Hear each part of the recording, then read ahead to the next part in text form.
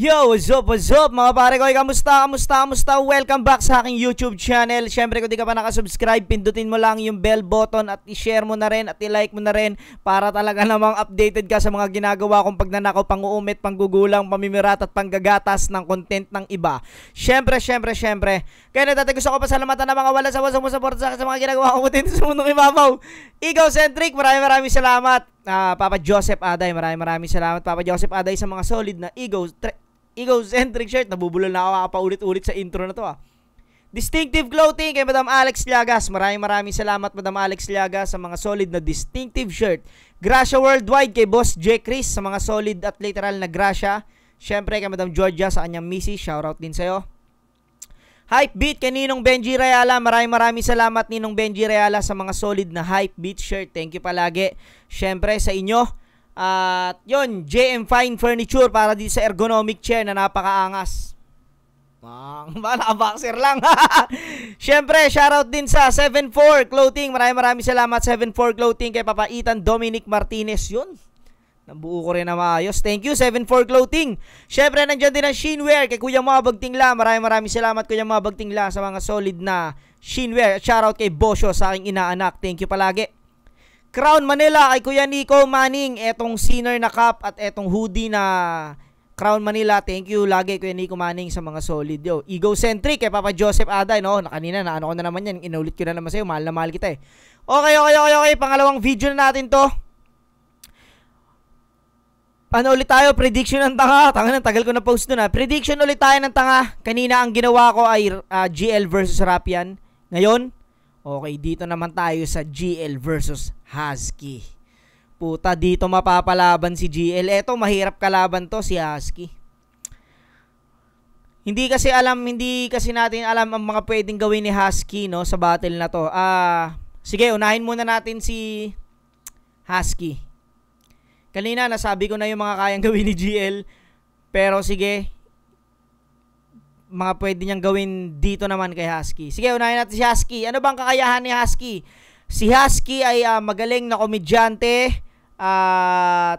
Isa pa, magaling mag-rap, mag-freestyle. Si Husky, magaling, pakiramdam ko, isa din sa ikalalamang ni Husky rito ay ang magagandang timing ng jokes. Dahil si Husky, saludo ako sa tao na to kung gaano to kagaling magpatawa. Isa to si Husky sa mga tinitingala akong mga joker pagdating sa flip top dahil pag si Husky ang battle, ang sakit talaga ng tiyan ko palagi. Kung di nyo pa naispatan yung mga battle ni Husky, ang paborito ko, laban nila ni Cripply. Sobrang sakit ng tiyan ko ron sa laban niya kay Cripply. Si Husky, nag-isa buhay finalist din si Husky sa mga hindi nakakaalam. Laban nila ni Invictus. Isipin mo, isang joker na nakatungtong ng finals. Hindi biro yun. Joker nakatungtong sa finals, hindi biro. Okay. Sige, si Husky ay malupit na komedyante, magaling mag-rap, magaling mag-freestyle. Pakiramdam ko, siguro kapag ginawa ni Husky yung A-game niya, laban niya kay Cripply, magiging maganda tong laban na to. Pero expect na unexpected pa rin talaga mga pare, laban niya kay Sak Maestro. Kita nyo kung gaano kagaling si Husky nun. Hindi rin natin pwedeng baliwalain si Husky dahil isa si Husky sa mga veterano na para sa akin, veterano ng flip top.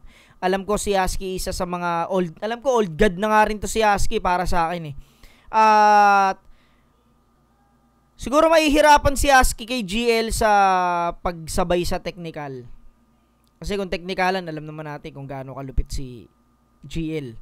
Siguro sa technicalan, mahirapan si Husky, pero lalamang si Husky rito sa pagiging ulul, sa pagiging joker. Doon lalamang si Husky rito. At pakiramdam ko, yun ang magpapaganda sa battle na to. Style clash.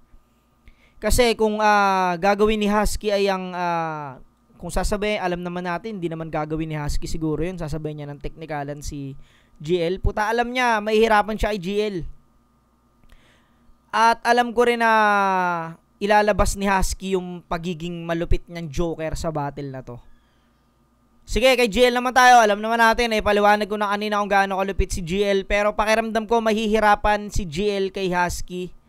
Dahil kailangan masabayan ni kahit papaano masabayan ni GL yung performance ni Husky dito.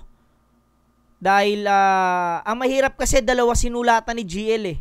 Husky tsaka Raffian. Alam nyo ba yung nangyaring alam naman natin yung nangyaring three-way sa MZite, Fruz, Tipsy D, MZite. Yung three-way na yun, may isa silang hindi talaga masyadong natutukan, no, sa three-way na yun. At eto, hindi naman to three-way, no, pero ang mag-a-adjust kasi talaga rito si GL eh. Pakiramdam ko sana parehas matutukan ni GL to, si Husky at saka si Raffian. Pero pakiramdam ko mas tututukan ni GL si Raffian dahil alam niyang pwede siyang talagang may tulog siya kay Raffian. At sana magawa pa rin ni GL yung best niya dito kay Husky. Sana mapakita niya pa rin kung gaano siya kagaling dito sa style clash. Dahil yung laban nila ni Raffian, hindi style clash yun. Pakiramdam ko. Teknikalan talaga yun. At siguro dito, siguro kahit naman hindi mag-joke si GL sa laban na to, lulutang siya rito. Siguro magandang performance, pakiramdam ko makakasabay si Husky. Magagandang jokes, lalamang siya. Pero pagdating sa teknikalan at sa battle wise, pakiramdam ko GL to. GL ako dito. Pero yun, magiging maganda pa rin tong battle na to para sa akin. Pero yun nga, GL ako dito. Pero hindi overall performance. Pakiramdam ko may makukuwang round dito si Husky. Basta magawan niya na magandang jokes or makabuo siya ng isang magandang round. Pakiramdam ko kahit papaano may makukuha siyang round dito, hindi overall performance. Lalamang si Husky rito sa jokes. At pakiramdam ko veterans move pwedeng gawin ni Husky rito. Pwedeng si Husky rin manalo rito kung hindi siya masyadong matututukan ni GL, pero kung tututukan siya ni GL, kung gaano katutok si GL kay Raffian, GL ako dito.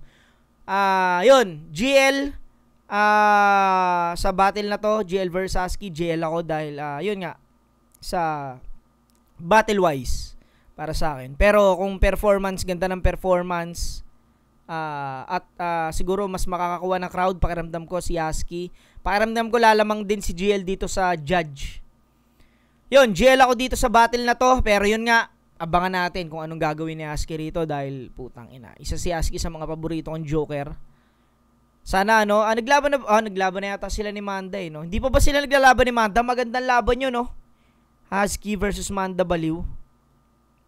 Ganda yun. Yun, GL ako dito sa battle na to. Ayun, sino manok nyo rito, mga pare ko, at baka mamaya tangina, 'di ba? Ma-upset si GL dito. Pero GL ako. Yun, hanggang dito na lang mga pare ko. Hanggang sa muli. Peace out.